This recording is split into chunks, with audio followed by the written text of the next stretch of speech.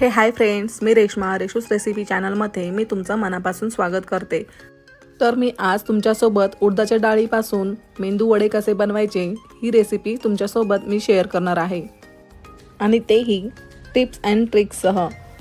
मेंदू वडा बिघडणार नाही आणि तेलकटही होणार नाही। तर मेंदू वड्यासोबत मी चटणीची रेसिपीही शेअर केलेली आहे, तर व्हिडिओ कुठेही स्किप न करता व्हिडिओ पूर्ण पहा।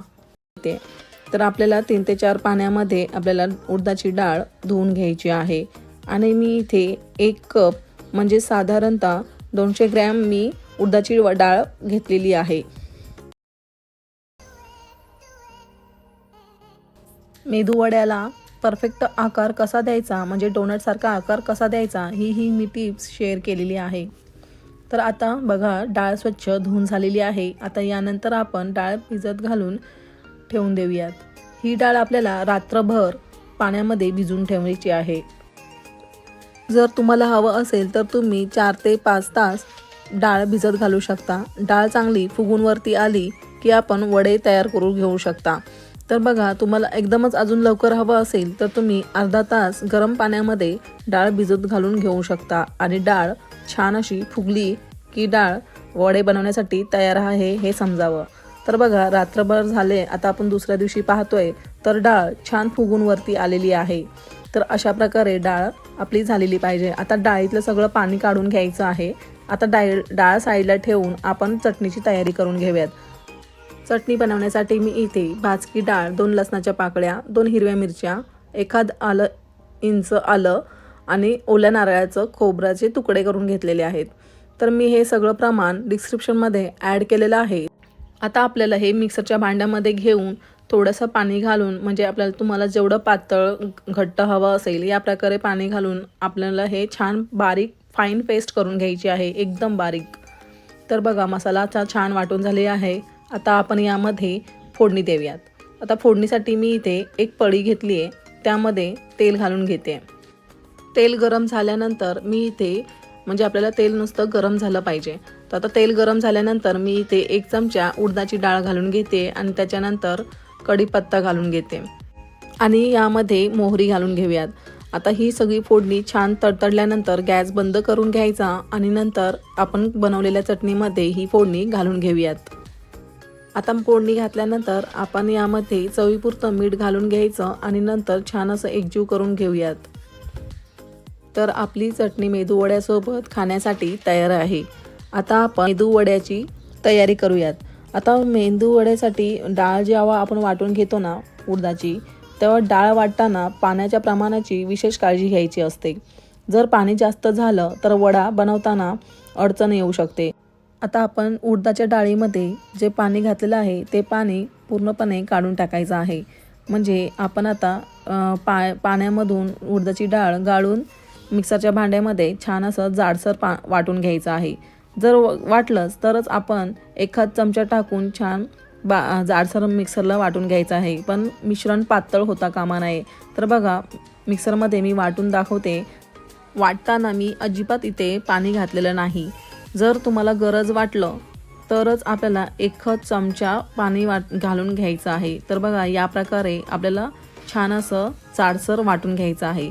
आता मी त्याच वाटणामध्ये मी वाटलेल्या डाळीमध्ये 5 ते 6 मिरच्या घालून घेतलेत, आणि मिक्सरला आता परत फिरवून घेते। तर तुम्हाला आवडत असेल तिखट थोडेसे तर तुम्ही या प्रकारेही घेऊ शकता। तर बघा, छान अशी आपली डाळ छान वाटून झालेली आहे। वाटलेली डाळ एका अशा खोलगट भांड्यामध्ये घ्या की जेणेकरून तुम्हाला हे पीठ छान फेटता येईल हाताने। हे मिश्रण शक्यतो हातानेच फेसावं, म्हणजे हाताने थापटी देऊन बोटांनी सर्व मिश्रण उचलायचं, असं अलगदपणे मिश्रण वर खाली करायचं, आणि काही मिनिटातच हाताला ते हलकं लागते।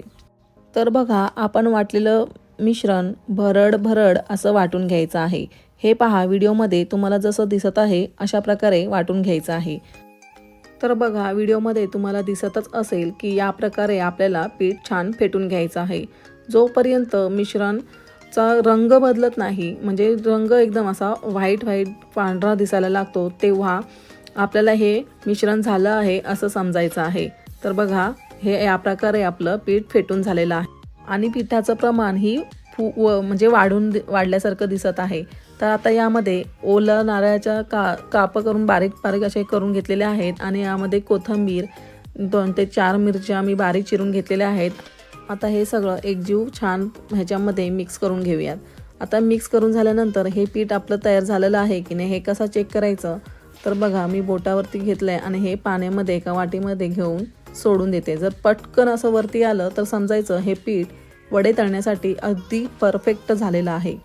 आता एका साईडला गॅसवरती मी तेल गरम करायला ठेवून दिलेलं आहे।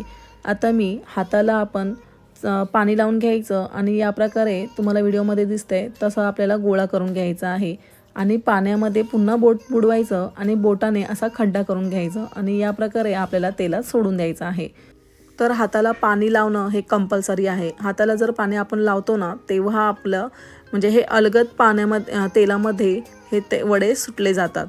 तर बघा पुन्हा मी एक तुम्हाला वडा असा या प्रकारे सोडून दाखवते। तर बघा यामध्ये परत पुन्हा असं या प्रकारे करून घ्यायचं आहे आणि पण असं या प्रकारे तेलामध्ये सोडायचं आहे। आता आपल्याला वडे मध्यम आचेवरती छान गोल्डन करून घ्यायचे आहेत, म्हणजे छान असं सोनेरी रंगावरती आपल्याला तळून घ्यायचे आहेत। आता तळताना लगेचच त्याला हात नाही लावायचा, एखाद मिनटं झाला की त्याच्यावरती आपल्याला झाऱ्याने त्याच्यावरती तेल सोडायचं आहे आणि नंतरच आपल्याला पलटी मारून घ्यायचं आहे। तर बघा छान असं सोनेरी रंग झालेला आहे। या रंगावरती आपल्याला वडे तळून घ्यायचे आहेत। तर बघा मी तुम्हाला अजून एक दुसरा प्रकारही दाखवते की वडे कसे अजून टाकायचे आहेत। तर बघा मी इथे एक पळी घेतली आहे, पळीला थोडंसं पाणी लावून घेतले आणि त्याच्यावरती असा गोल उंडा करून त्याच्यावरती ठेवले आणि बोटाने होल पाडून घेतले। बोटाला होल पाडताना पाण्यात बोट बुडवून पुन्हा होल पाडून घ्या। तर बघा असं या प्रकारे पळी तेलावरच्या ह्याच्यामध्ये जाईल इतकं आपण पळी तेलामध्ये सोडायची आहे आणि बघा अलगद असा वरती पळीला सुटून तो वडा तेलामध्ये तळला जातो। आता तुम्हाला मी अजून एक कॉमन म्हणजे नेहमीच सगळे बनवतात अशा प्रकारे मी तुम्हाला अजून एक दाखवते। तर बघा गोळा करून घेतलाय आणि अंगठाच्या साहाय्याने असा गोल करायचं आणि असं या प्रकारे आपल्याला तेलात सोडून द्यायचं आहे। तर बघा मी तुम्हाला 3 प्रकार दाखवलेले आहेत। तर तुम्ही यामधला कुठला तुम्हाला सोपं वाटत असेल या प्रकारे तुम्ही तळून वडे घेऊ शकता। वडे तळताना लक्षात ठेवायचं कधीही गॅस अजिबात कमी करायचा नाही आणि तेल जास्त कडकडीत असताना वडे तेलामध्ये सोडायचे नाही। तेल आपल्याला नुसतं गरम झालं की म्हणजे वडा सोडल्यावरती पटकन असा वरती आला की आपल्याला वडे त्याच्यामध्ये सोडून घ्यायचे आहेत आणि गॅस मध्यम आचेवरतीच हे सगळे वडे आपल्याला तळून घ्यायचे आहेत। जर तुम्ही अशा प्रकारे रेसिपी बनवली तर तुमचे वरतून वडे क्रिस्पी आणि आतून वडे मऊसरच होणार। आणि जर समजा तुमचं पीठ पातळ झालं असेल तर तुम्ही त्यामध्ये कॉर्नफ्लॉवर घालू शकता। जर तुम्ही तांदळाचं पीठ घातलं तर आतून ते असं कडक होतात, असं मऊसर होत नाहीत। तर बघा आपली रेसिपी तयार आहे आणि जर वडे बारीक गॅसवर जर तुम्ही तळून घेतले तर वडे खूप सारं तेल पितात आणि हेही लक्षात ठेवा जर तुमचं पीठ छान असं फेटलं गेलं नाही तर वडे तेव्हाही तेल पितात।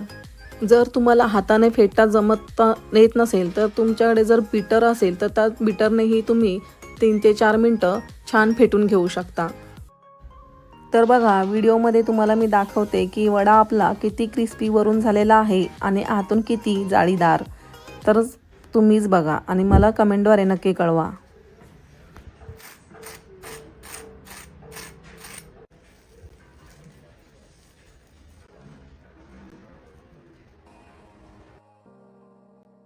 मी बनवलेला व्हिडिओ जर तुम्हाला आवडला असेल तर लाईक करा आणि तुमच्या मित्र आणि मैत्रिणीसोबत फॅमिलीसोबत शेअर करा।